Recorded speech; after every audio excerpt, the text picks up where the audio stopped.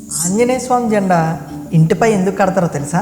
సాధారణంగా మనం కొందరింటిపై ఆంజనేయ స్వామి జెండా ఉండడం చూస్తుంటాం. అయితే ఇలాంటి జెండాలు దేవాలయాలపై, అంతేకాకుండా పూర్వంలో రాజులు యుద్ధానికి వెళ్ళేటప్పుడు తన రథాలకి కట్టుకుంటారు.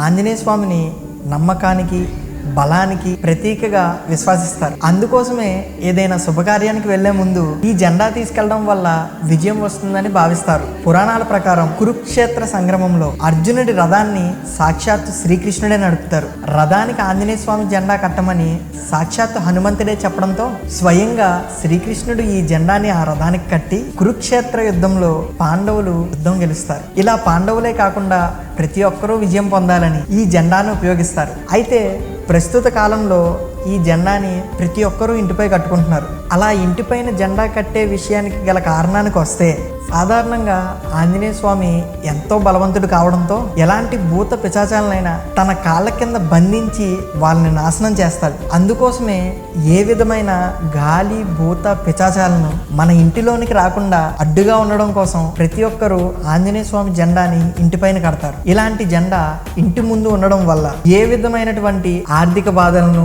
శని దోషాలను లేకుండా చేస్తాడు. జై బజరంగబలి, జై శ్రీరామ్.